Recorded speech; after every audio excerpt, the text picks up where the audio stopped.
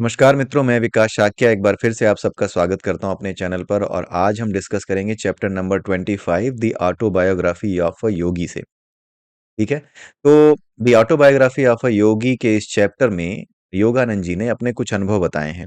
कुछ ऐसे अनुभव जहां पर पूर्वाभास शामिल है, कुछ ऐसे अनुभव जहां पर उन्होंने अपनी शक्ति के माध्यम से, जो उनकी यौगिक शक्ति थी, यौगिक शक्ति यानी कि वो योग अभ्यास लगातार कर रहे थे। अब उनके एक गुरु जो युक्तेश्वर जी थे, उन्होंने दीक्षा भी दे दी थी। तो दीक्षा देने के बाद जो है निश्चित रूप से उनकी आध्यात्मिक ऊर्जा अब बढ़ रही होगी। जो आध्यात्मिक ऊर्जा उनकी बढ़ रही होगी वो उनको ट्यून कर रही होगी, धीरे धीरे ट्यूनिंग की ओर ले जा रही होगी, उस परम ऊर्जा से जो ये पूरे विश्व को चलाती है। तो जैसे जैसे आप उस परम ऊर्जा से ट्यून होते हो, जैसा कि हमने पहले कई बार डिस्कस किया है कि जो ऊर्जा इस पूरे ब्रह्मांड को चला रही है, इस पूरी सृष्टि को चला रही है, उस ऊर्जा के पास संपूर्ण ज्ञान है। वो एनर्जी रॉ एनर्जी नहीं है। That energy contains the knowledge as well.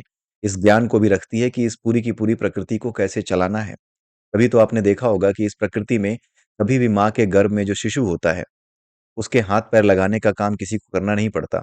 जो फूल खिलते हैं, कली से फूल बनता है, उसको किसी बाहरी सहयोग की आवश्यकता नहीं होती। ये प्रकृति अपने आप ये सब करती है। तो ये प्रकृति जिस ऊर्जा के अंतर्गत कार्य कर रही है, जिस परम चेतना के अंतर्गत कार्य कर रही है, वो परम चेतना अपने आप में स्वयं से ही ऊर्जावान और साथ में ज्ञानवान भी है।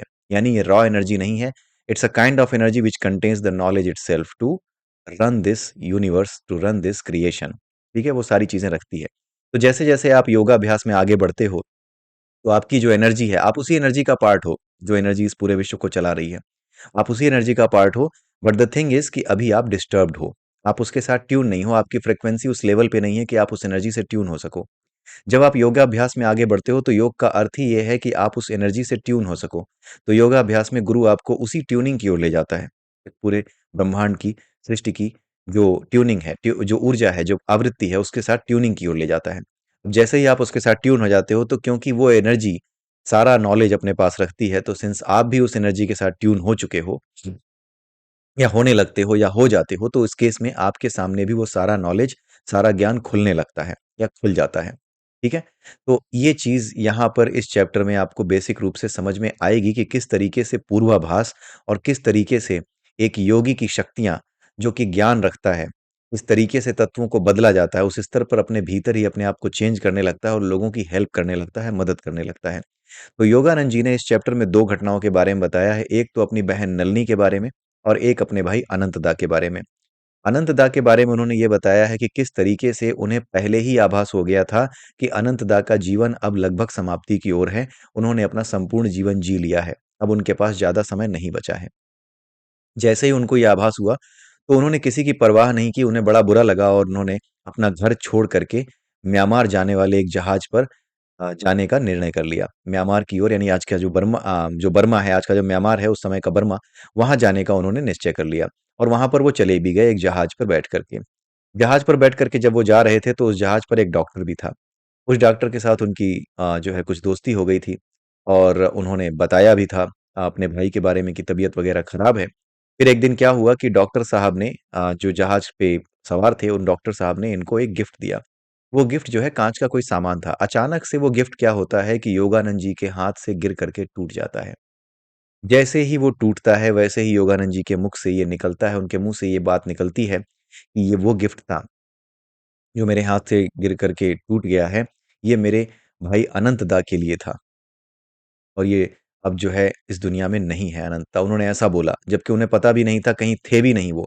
उन्हें आभास हो गया कि अब अनंतदा के प्राण निकल चुके हैं, वो जा चुके हैं। तो जो डॉक्टर खड़े थे उनके बगल में, जिन्होंने गिफ्ट दिया था, उन्होंने ये कहा कि मतलब कहा नहीं कुछ, बेसिकली वो मुस्कुराए और मुस्कुराने के बाद उन्होंने बोला कि क्या पता वो जिंदा हो, तुम अभी से कैसे मान रहे हो कि वो मर गए हैं? तो कुछ आंसू बचा बचा करके रख लो। जब उन्हें देखोगे वाकई में, जब उनकी मृत्यु हो जाएगी, तब उनके लिए बहाना, अभी से क्यों बहा रहे हो? तो योगानंद जी ने कुछ कहा नहीं और वापस जो है, जब वो जहाज वापस इंडिया की ओर जब आ रहा था, कोलकाता के बंदरगाह पे जब आया वो जहाज, तो इनका जो सबसे छोटा भाई था योगानंद जी का, विष्णु, वो जो है जहाज के पास आया और इनको देख करके वो जो है कुछ बताने ही वाला था, तब तक योगानंद जी ने खुद ही कह दिया कि विष्णु, मैं जानता हूँ कि तुम क्या बताने आए हो। तुम ये बताने आए हो कि अब मेरे भाई अनंतदा इस दुनिया में नहीं रहे। तुम बताने यही आए हो, लेकिन बस तुम मुझे और डॉक्टर साहब को ये बता दो कि उनकी मृत्यु किस समय हुई थी, वो तब समय बता दो। तो जो विष्णु था उन्होंने जो है उसने जो है समय बता दिया और ये समय वही था जिस समय लगभग वो जो उनके हाथ से जो गिफ्ट था वो गिर करके टूट गया था। इसी के बारे में यहाँ पर उन्होंने ज़िक्र किया है कि किस तरीके से उनको पूर्वाभास हुए। तो ये जो पूर्वाभास हुआ उन्होंने सिर्फ़ बताया है, लेकिन बताया किस लिए है? बताया उन्होंने इसलिए है ताकि आप योग की शक्ति को समझ सकें। वो योग में आगे बढ़ रहे थे। वो क्रिया योग में आगे बढ़ रहे थे और क्रिया योग में जो आगे बढ़ने लगता है, उसको बताने का पर्पज़, इस घटना को बताने का पर्पज़ यही है कि जो क्रिया योग में आगे बढ़ता है, धीरे-धीरे करके उसकी ट्यूनिंग, उसकी जो एनर्जी है, जो चेतना है, जो आत्मा है, आत्मा क्या है? एक चेतना है। उसकी एक एनर्जी है, उस एनर्जी की जो ट्यूनिंग है, हमारी जो जीवात्मा की जो एनर्जी है, उसकी जो ट्यूनिंग है, जब वो इस परमात्मा की जो परमात्मा रूपी ऊर्जा है, जो संपूर्ण विश्व को चला रही है, जब जब उसके साथ वो ट्यूनिंग होने लगती है, तो सारी जानकारियाँ जो कि हो रही हैं, हो चुकी हैं, होने वाली हैं, ये सारी जानकारियाँ हमारे लिए नई, पुरानी या काल के बंधन में नहीं रह जाती। आप ऐसे समझो कि एक बंदा जिसके हाथ में पूरी फ़िल्म की रील है, उसे फर्स्ट पॉइंट भी दिख रहा है, लास्ट पॉइंट भी दिख रहा है, मिडल में क्या हो रहा है, वो सारे चित्र सब दिखाई दे रहे हैं। उसके लिए समय का कोई महत्व नहीं है।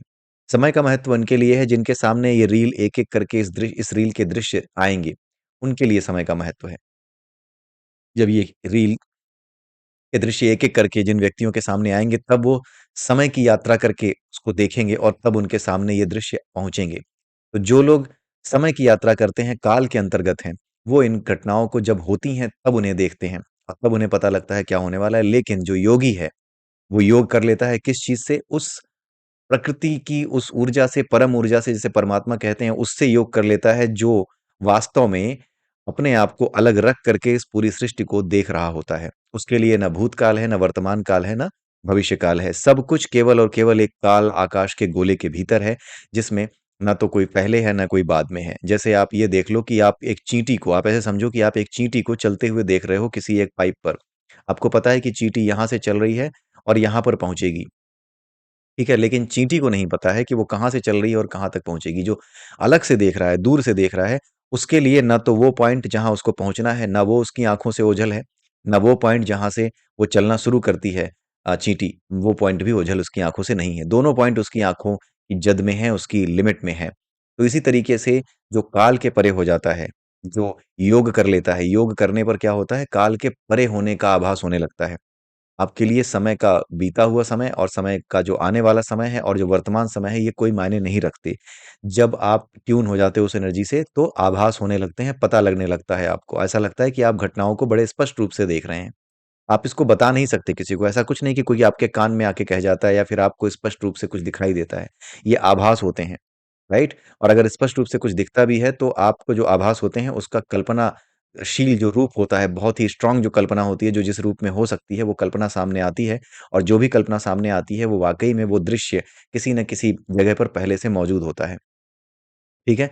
तो इस तरीके से उन्होंने ये बताने की कोशिश की है कि किस तरीके से अब उन्हें पूर्वाभास होने लगे थे। एक जो अपने आनंद दा की मृत्यु का पूर्वाभास उनको होने लगा था। तो एक ये जो चीज़ पूर्वाभास से रिलेटेड थी वो उन्होंने बताई और दूसरी चीज़ उन्होंने बताई है बहन नलिनी के बारे में। इनकी बहन का नाम था नलिनी, वो बहुत ज़्यादा दुबली-पतली थी। इनफैक्ट इतनी ज़्यादा दुबली-पतली थी कि जब उनकी बहन की शादी हुई, तो उन्होंने अपने जीजा जी से मज़ाक करते हुए बोला कि आप तो डॉक्टर हैं, उनके जीजा जी डॉक्टर थे, तो उन्होंने बोला कि आप डॉक्टर हैं, आपको अपने प्रयोग के लिए, अपने एक्सपेरिमेंट के लिए कुछ कंकाल चाहिए होते होंगे, तो ये जो कंकाल है ये मेरी बहन, ये अच्छे काम आ सकती है आपके। ये कंकाल ही है, अपने लैबोरेटरी में आप इसको रखिए और इस पे स्टडी कीजिए। ठीक है? जैसे आप डॉक्टर हैं, कंकाल पे स्टडी करते हैं, वैसे ये भी एक कंकाल ही है। तो काफ़ी मज़ाक उड़ाया जाता था, बचपन से ही काफ़ी मज़ाक उड़ाया करते थे अपनी बहन का योगानंद जी। ठीक है? लेकिन दिक्कत ये थी कि उस समय शादी करने से पहले लड़की देखने का जो रिवाज था, ही नहीं, बहुत कम जगहों पे था कि लड़की को दिखाया जाए लड़के को या लड़के को लड़की दिखाई जाए। वो केवल और केवल लड़के के लिए लड़की और लड़की के लिए लड़का एक लॉटरी का टिकट होता था, जो शादी के बाद ही दिखाई देता था। ठीक है? तो शादी के बाद जब डॉक्टर साहब ने इनको देखा तो बहुत ज़्यादा अट्रैक्शन इनको अपनी वाइफ की ओर नहीं था, यानी न इनकी जो बहन थी नलिनी, उनकी तरफ उनका बहुत ज़्यादा अट्रैक्शन कुछ ख़ास नहीं था। वो बहुत ज़्यादा पसंद नहीं करते थे बिकॉज़ वो बहुत दुबली-पतली थी और अक्सर वो शिकायत किया करते थे योगानंद से कि तुम्हारी बहन पे मैंने सब कुछ आज़मा के देख लिया, हर तरह की औषधि आज़मा के देख ली, हर तरह का खाना-पीना खिला के देख लिया, लेकिन इस हड्डी के ढाँचे पर कोई असर नहीं होता, ऐसा उन्होंने बोला। तो ये बड़ी दुखी रहा करती थीं। और कटे-कटे भी रहते थे इनके हस्बैंड इनसे। तो एक दिन नलिनी ने अपने भाई को यानी योगानंद जी को बुलाया और उनसे कहा कि देखो भाई बाकी सारी बातें भूल जाओ, मैं बहुत परेशान हूँ और मैं अपने पति को बहुत प्रेम करती हूँ लेकिन ये मुझे बिल्कुल भी जो है अपनी नज़रों से देखते तक नहीं हैं और मुझसे कटे-कटे से रहते हैं। मैं दुबली-पतली हूँ बहुत ज़्यादा, इस वजह से मेरे साथ ये हो रहा है। तो योगानंद जी ने उनसे कहा कि तुम चिंता मत करो, मैं तुम्हारी मदद ज़रूर करूँगा, बस तुम एक काम करना फ़िलहाल के लिए जो मांस, मछली और ये सब तुम खाती हो, अंडे वग़ैरह ये सब छोड़ देना। 1 महीने, 2 महीने के लिए छोड़ने के लिए कह दिया उन्होंने। तो योगानंद जी ने भी अब आप देख रहे हैं योगानंद जी के अंदर भी वही सारी चीज़ें डेवलप होने लगीं गुरु से दीक्षा मिलने के बाद जो गुरु के भीतर होती हैं। गुरु भी आपसे कुछ करने को कहता है, संयम रखने को कहता है, कुछ निश्चित समय तक निश्चित नियमों का पालन करने को कहता है। तो ये सारी चीज़ें अब योगानंद जी भी अपनी बहन नलिनी को कह रहे हैं कि तुम 2-3 महीने तक बिना कुछ खाए-पिए, बिना ये जो मांसाहार है इसको किए बिना रहो, राइट? ये बात उन्होंने नलिनी को बोली। अब नलिनी ने क्या किया कि 2-3 महीने इसी तरह का जो है काम किया कि उसने बिल्कुल भी मछली, अंडा और जो भी मांसाहार है वो कुछ नहीं किया। और ती 2-3 महीने के बाद जो है फिर योगानंद जी आकर के मिले और उन्होंने कहा कि तुम बड़ी ही दृढ़ निश्चयी हो और तुम्हारे मन में निश्चय है। निश्चय को चेक करने के लिए ही ये सारी चीज़ें की जाती हैं। जैसे पिछले चैप्टर में भी आपने देखा होगा कि योगानंद जी ने ये चीज़ मेंशन की थी कि मैं कई बार अपने गुरु से कह चुका था कि मुझे दीक्षा दे दीजिए, लेकिन वो हमेशा टाल दिया करते थे। वो हमेशा रोक दिया करते थे कि नहीं अभी समय नहीं आया है। तो एक तरीके से उन्होंने ये समझाया था कि मेरे दृढ़ निश्चय की कि योग में मैं वाक़ई में योगी होना चाहता हूँ या नहीं, ये मेरा दृढ़ निश्चय है या नहीं, इस चीज़ को चेक करने के लिए ही योगानंद ने युक्तेश्वर जी ने ये किया था। तो ये एक ऐसी विधि है, जो सबसे पहले गुरु द्वारा अपनाई जाती है कि आप में कितना धैर्य, कितना संयम और कितनी अपने आप को नियमों से बाँध कर रखने की क्षमता है, राइट? तो ये यही चीज़ अब योगानंद जी ने भी क्या की, अपनी बहन नलिनी के साथ की। तो सबसे पहली चीज़ अपने जीवन में भी आप याद रखिए कि संयम अपना एक नियम बनाइए कि मुझे ये चीज़ छोड़नी है। छोटी से छोटी चीज़ छोड़ने की कोशिश जो आपको लगती है कि सही नहीं है, जैसे सुबह देर से उठने की आदत, ठीक है? ये भी एक आदत ही है, ज़रूरी नहीं है कि सिगरेट और शराब को ही बुरी आदतों में गिना जाए। देर से आप उठते हैं, ये एक बुरी आदत मान लीजिए आप इसे कि हाँ, कभी किसी समय उठ जाते हैं 8 बजे, कभी 9 बजे तक सो रहे हैं, कभी 7 बजे उठ गए, कभी फज़र्ली 4 बजे ही उठ गए और उस दिन सोच रहे हैं कि बस मैंने बहुत बड़ा काम कर दिया। तो ये जो आदतें हैं कि एक नियत नियत समय पे ना उठना, सुबह की ऊर्जा का सही उपयोग ना करना, आपको अगर ये लगता है कि ये एक बुरी आदत है, तो इसमें बदलाव लाने के लिए कुछ दिन का एक अभ्यास कीजिए, ठीक है? अपने आप से अभ्यास कीजिए, अपने गुरु स्वयं बन जाइए, ठीक है? तो अपने आप से ये अभ्यास कीजिए कि मुझे अगले 1 महीने तक या अगले 2 महीने तक विदाउट फेल जागना ही है एक निश्चित समय पर, सुबह 4 बजे, 5 बजे जो भी आप निश्चित समय कर लें, यानी सूर्य उगने के साथ या सूर्य उगने से पहले आप जाग जाएँ तो बहुत अच्छा है, लेकिन सूर्य उगने के आस-पास ही आप जागें, ऐसा प्रयास करें। ये एक आदत नई जो है बनाएँ और पुरानी आदत कि देर से उठता हूँ, कभी-कभी उठता हूँ, कभी किसी समय उठ जाता हूँ, इस आदत को हम छोड़ें। तो अपने गुरु स्वयं बनें और अपने आप अपने भीतर ये करने की कोशिश करें। इस तरह का जो अभ्यास है कि हम जो है एक निश्चित समय पे जागें, निश्चित समय पे सोएँ, ये अभ्यास अपने आप में एक योग का ही अभ्यास है। योग का अर्थ कुछ और नहीं है, प्रकृति से जुड़ना ही योग है और प्रकृति से जुड़ने के लिए आपको ये चीज़ समझनी पड़ेगी कि जो प्रकृति है, वो लगातार ये जो पूरा क्रिएशन है, ये लगातार एक सिंपल हार्मोनिक मोशन कर रही है। यानी एक ही चीज़ को किसी निश्चित समय पर बार-बार रिपीट करना वही सिंपल हार्मोनिक मोशन है। किसी चीज़ से, किसी बिंदु से, किसी एक चीज़ का बार-बार होकर के गुज़रना ही सिंपल हार्मोनिक मोशन है, जिसे सरल आवर्त गति कहते हैं। तो अपने जीवन में भी जब आप सिंपल हार्मोनिक मोशन ले आएँगे, यानी रोज़ एक निश्चित समय पर एक काम करना, सुबह एक समय पर उठना, एक मात्रा में खाना खाना, किसी दिन ज़्यादा खा लेना, किसी दिन कम खा लेना, ऐसा ना करना, बल्कि एक दिन जितना खाना खाया, एक निश्चित मात्रा तय कर ली कि मुझे अब इतना खाना खाना है आगे चल कर के। सुबह इतने बजे ही खाना है, शाम को इतने बजे ही खाना है, इतने बजे नहीं खाना है। ये सारी चीज़ें तय करना अपनी लाइफ़ को अपनी जो लाइफ़ साइकिल है, अपनी डेली लाइफ़ का जो रूटीन है, उसको एक सिंपल हार्मोनिक मोशन में लाना, ये योगाभ्यास है। और सिंपल हार्मोनिक मोशन में लाने के बाद जब आपका पूरा का पूरा जो ऑरा है, एक उसकी एनर्जी जो है, एक सर्टेन फ्रीक्वेंसी पे आकर के सेट हो जाएगी, जो कि इस परम ऊर्जा की फ्रीक्वेंसी के बराबर है, तो उस दिन आप तीन्द्रिय यानी एक्स्ट्रा जो आपकी बॉडी से एक्स्ट्रा जो एक्सपीरियंसेस हैं, वो आप करके देखेंगे, वो आपको मिलेंगे एक्सपीरियंसेस, ठीक है? तो इसी तरीके से नलिनी को भी उन्होंने बोला कि तुम जो है 1 महीने तक, 2 महीने तक 1 या 2 महीने की बात थी, उन्होंने बोला कि तुम जो है इतना अभ्यास करो और उसके बाद देखेंगे। उसके बाद जब उन्होंने देखा कि ये दृढ़ निश्चयी है, दृढ़ निश्चय चेक कर लिया गया, यही चेक किया जाता है सबसे पहले कि आप दृढ़ निश्चयी हैं भी या नहीं। कुछ लोग कहते हैं मुझे आध्यात्मिक होना है, मुझे स्पिरिचुअल होना है, मुझे योगी होना है। लेकिन क्या वाक़ई में आपके अंदर दृढ़ निश्चय है, या फिर कहीं सुन करके, या फिर केवल और केवल बतौलेबाज़ी करने के लिए कि कुछ बातें मैं भी सीख जाऊँ। कुछ एक फैशन स्टेटमेंट की तरह मैं ले लूँ कि योगा करता हूँ, कुछ फैशन स्टेटमेंट की तरह ले लूँ कि मैं रोज़ सुबह प्राणायाम करता हूँ। इस वजह से तो नहीं कहीं आप ऐसा कर रहे हैं, या फिर वाक़ई में आपके अंदर वास्तविक योग यानी प्रकृति की परम ऊर्जा से जुड़ने का एक क्रेविंग है या नहीं? अगर वो क्रेविंग नहीं है, तो फिर कुछ नहीं हो सकता। वो क्रेविंग है या नहीं, ये चेक करना ही गुरु का काम है। ठीक है? तो यहाँ पर जब वो क्रेविंग चेक कर ली योगानंद जी ने कि हाँ, इसे वाक़ई में इस बात से बड़ी समस्या है कि मैं बहुत पतली हूँ, और ये वाक़ई में दृढ़ निश्चय है, दृढ़ संकल्प है कि ये पतली से मोटी होना चाहती है, या फिर पतली से एक हृष्ट-पुष्ट लेडी होना चाहती है, राइट? तो किसी भी चीज़ का जो संकल्प जब आप करते हैं, दृढ़ संकल्प जब आप करते हैं, तो वो ज़्यादा बड़ा काम करता है। सामने वाले की शक्ति, सामने वाले का जो उपाय है, वो इतना रोल प्ले नहीं करता। उसका रोल है, जैसे डॉक्टर की दवाइयों का रोल है, लेकिन अगर आपके भीतर जीने की इच्छा ही ना हो, अगर आपके भीतर उदासी हो, डिप्रेशन हो, तो क्या आप जल्दी सही हो पाएँगे? आप जल्दी ठीक ही नहीं हो पाएँगे। आपको जल्दी आभास ही नहीं होगा कि आप ठीक हो रहे हैं। आप होंगे ही नहीं ठीक, इनफैक्ट और बीमार पड़े रहेंगे इसी तरीके से। बहुत देर लगेगी। तो आपके अंदर जिजीविषा, जीने की इच्छा, दृढ़ संकल्प होना चाहिए कि हाँ, मैं सही हो जाऊँगा। मैं अपना काम करूँगा और अपने काम पे वापस लौटूँगा। ये दृढ़ संकल्प होना चाहिए। इसके बारे में आपको सोचना चाहिए। तो जो दृढ़ संकल्प होता है, उसी पर किसी दूसरे के, कोई भी सिद्ध पुरुष हो, डॉक्टर हो, इंजीनियर हो, पढ़ाने वाला हो, गुरु हो, टीचर हो, उसका आशीर्वाद या उसकी कृपा या उसके बताए हुए उपाय या उसकी मदद तभी काम आती है जब आपके भीतर दृढ़ संकल्प हो। ये इसका मतलब है। इस कहानी का, इस कॉन्टेक्स्ट का यही मतलब है कि आपके भीतर जब दृढ़ संकल्प होगा, तभी गुरु आपकी मदद कर पाएगा, नहीं तो नहीं कर पाएगा। आई होप कि आप ये जो बहुत खूबसूरत सा मैसेज है, इस चैप्टर के माध्यम से समझ रहे होंगे। इस पूरी किताब में मैसेजेस ही मैसेजेस हैं, और कुछ नहीं है। योग के मार्ग पर जो योगी आगे बढ़ रहा है, उसको किस तरह के अनुभव होते हैं, और उन अनुभवों से उसको क्या सीखना चाहिए, दूसरे लोगों को क्या सीखना चाहिए, दूसरे लोगों को कैसे इसको एक गाइडिंग लाइट की तरह लेना चाहिए, इस पूरी की पूरी बुक को, इस पूरे के पूरे अनुभव को, वही पर्पज़ रहा है योगानंद जी का इस बुक को लिखने का। ठीक है? तो नलिनी की उन्होंने हेल्प करी, नलिनी की जब हेल्प करी तो उन्होंने कुछ जो दीक्षा दी उसको, कुछ उसकी हेल्प करी उसको, कुछ तरीके बताए, कुछ प्राणायाम, कुछ योगाभ्यास बताए। उसके बाद नलिनी का वज़न बढ़ने लगा, कुछ ही दिनों में उसका वज़न बढ़ गया। उसके बाद क्या हुआ कि कुछ दिनों बाद, वज़न बढ़ने के बाद, कई महीनों बाद वापस वो बीमार पड़ी।